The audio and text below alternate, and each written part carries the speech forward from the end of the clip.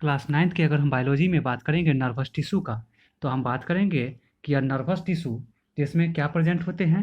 तो इस nervous tissue में जो होते हैं वह ब्रेन प्रेजेंट होते हैं, स्पाइनल कॉर्ड प्रेजेंट होते हैं और नर्व्स प्रेजेंट होते हैं। इस नर्वस टिश्यू में जो नर्व्स होते हैं वह पूरे ऑल ओवर बॉडी में वो क्या होते हैं, यह नर्व्स तो स्प्रेड आउट होते हैं।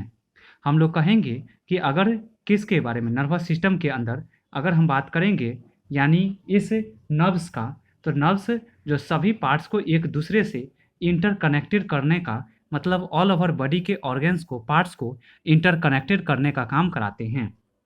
मतलब कहेंगे कि नर्व सेल जो मेरा हमारा क्या कहलाएंगे, तो यह न्यूरॉन्स के भी नाम से जाने जाते हैं।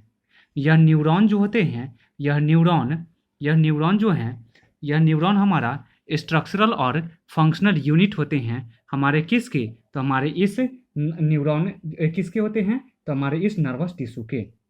हम बात करेंगे तो इस नर्वस टिश्यूज में होते हैं तो वह दो फॉर्म, ब्रेन और स्पाइनल कॉर्ड जो होते हैं।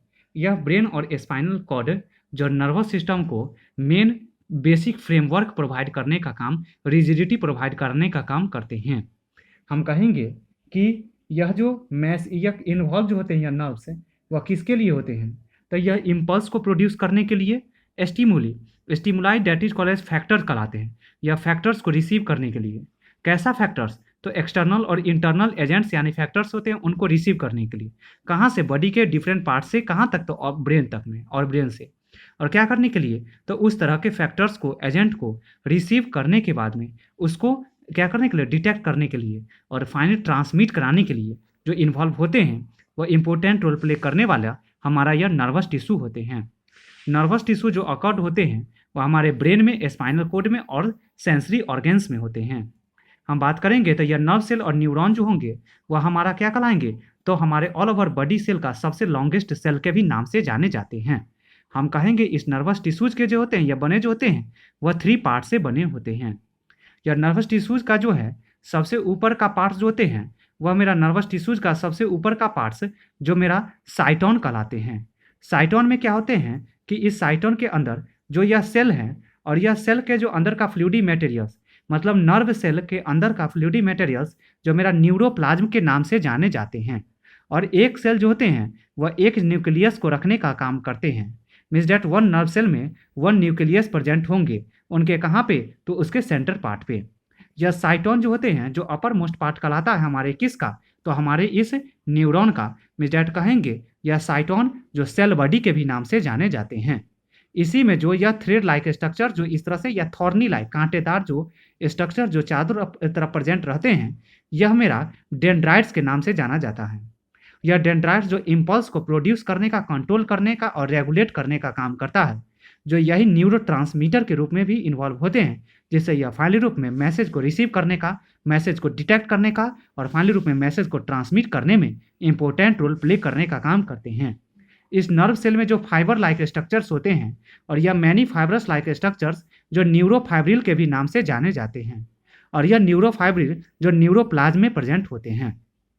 इसके अलावा हम बात करेंगे तो इस नर्व सेल के साइटोप्लाज्म में डिफरेंट टाइप्स के सेल ऑर्गेनेल्स भी प्रेजेंट होंगे। इसके अलावा अगर हम बात करेंगे तो इसमें जो यह इस तरह से जो ग्रैन्युलर टाइप के कंपोनेंट्स प्रेजेंट हैं, यह ग्रैन्युलर कंपोनेंट्स जो मेरा क्या कहलाएंगे, तो निसिल्स ग्रैन्यूल्स के नाम से जाने जाते हैं। यह निसिल्स ग्रैन्यूल्स जो प्रोटीन सिंथेसिस कराने में इन्वॉल्व होते हैं। अब इस साइटोन की बात करेंगे मिडिल मैन पार्ट्स का, तो यह मिडिल मैन पार्ट्स जो मेरा कौन हो जाएंगे यहाँ पे, तो एक्सॉन होते हैं।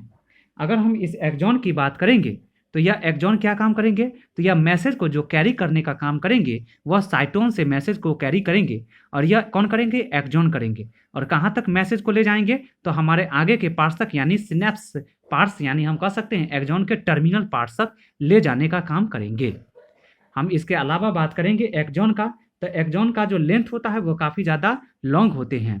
और जिस तरह से साइटोन्स में इस तरह से यह dot like structures, granular like structures जो निसिल्स ग्रैन्यूल्स कहलाते हैं, जो प्रोटीन सिंथेसिस कराने में इन्वॉल्व होते हैं, ठीक उसी तरह से यह एक्सॉन प्रोटीन सिंथेसिस कराने में कोई भी अपना इंपॉर्टेंट रोल प्ले करने का काम नहीं करता है। यह एक्सॉन जो होते हैं वह नर्व इम्पल्स को जो कैरी करते हैं वह कहाँ से करते हैं, साइटोन से करते हैं। इसमें बात करेंगे तो इसी में जो इस तरह से यह शीथ जो प्रेजेंट रहते हैं, यह हमारा एक्सॉन में जो माइलिन शीथ के नाम से जाना जाता है। और इसी में स्फेरिकल टाइप के स्ट्रक्चर्स भी प्रेजेंट रहते हैं, और वो स्फेरिकल स्ट्रक्चर्स जो स्वान सेल के नाम से जाने जाते हैं। इसके अलावा अगर हम बात करेंगे तो दो हमारे किसके माइलिन शीथ के बीच का स्पेस जो होता है, जो हमारा सिनेप्स के नाम से जाने जाते हैं। और यह सिनेप्स जो होते हैं वो गैप होते हैं हमारे दो माइलिन शीथ के बीच का, जो क्या करते हैं, जो हमारा डिफरेंट टाइप के केमिकल से यह मेरा कौन माइलिन शीथ बने होते हैं। और यह सिनेप्स जो बीच दो का स्पेस होता है, वो न्यूरोट्रांसमीटर मैसेज को ट्रांसमिट कराने में इंपॉर्टेंट रोल प्ले करने का काम करते हैं। तो यह हम कहेंगे या मेरा कनेक्टेड भी जो होते हैं वह हमारे मोटर न्यूरॉन से होते हैं।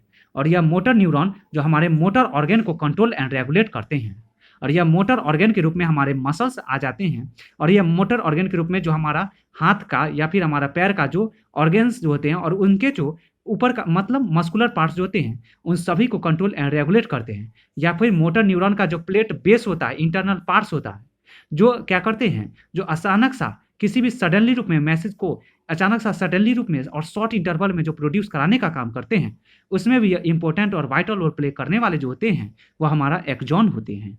इसके बाद बात करेंगे तो यह सिनेप्स जो दो बीच का दो गैप लाइक स्ट्रक्चर होते हैं, किसके, दो नर्व सेल के बीच का। इसके अलावा इसके नीचे में जो सबसे लास्ट एंड पार्ट जो होते हैं वह एक्सॉन टर्मिनल्स के नाम से जाने जाते हैं। यह एक्सॉन टर्मिनल्स, जिसमें हम कह सकते हैं कि इस तरह का स्ट्रक्चर्स जो नॉव टर्मिनल के भी नाम से जाने जाते हैं।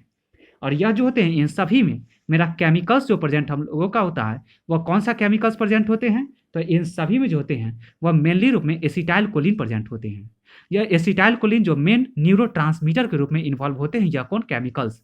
इसके अलावा ट्रोपोनिन और डोपामिन भी प्रेजेंट होते हैं केमिकल्स हमारे इस नर्व सेल में, किसके लिए, तो हमारे नर्व सेल में एज अ इम्पल्स को जनरेट करने के लिए, एज ए पॉजिटिव और निगेटिव चार्ज के फॉर्म में। और साथ ही साथ हमारे ब्रेन के हमारे जो मतलब किसके लिए, तो ब्रेन यानी नर्व सेल के द्वारा हमारे ब्रेन के कंप्लीटली स्ट्रक्चर और मेंटेनेंस के पर्पस से भी यह मेरा केमिकल्स जो होते हैं वो कंप्लीटली इन्वॉल्व होते हैं। इस तरह से यह हम लोगों का जो चैप्टर्स थे या टिश्यू चैप्टर्स अब समाप्त होते हैं। और देन आफ्टर हम लोगों को जो है अब होमवर्क के रूप में जो करना है वह हम लोगों को होमवर्क के रूप में क्या करना है, तो objective type questions all over हम लोगों को इस बुक्स के इस चैप्टर्स को पूरे जो ऑल ओवर जो हम लोगों ने स्टडी किया है किसके, वीडियो क्लिप्स के द्वारा, तो उसके द्वारा आप लोग ऑल ओवर या चैप्टर्स के टर्म्स को पहले बुक को रीड आउट कीजिए, फिर आप जो है सो इस वीडियो क्लिप्स के जो भी हैं इसके एक्सप्लेनेशन उनको सुने और समझे। और देन आफ्टर आप क्या करेंगे, तो मल्टीपल चॉइस क्वेश्चंस जो हैं आपके इस बुक्स में फर्स्ट चैप्टर्स में जो कितने हैं आपके 15 मल्टीपल चॉइस क्वेश्चंस है, पूरे all over 15 objective type questions को आप होमवर्क के रूप में क्या करेंगे, तो कंप्लीट करेंगे।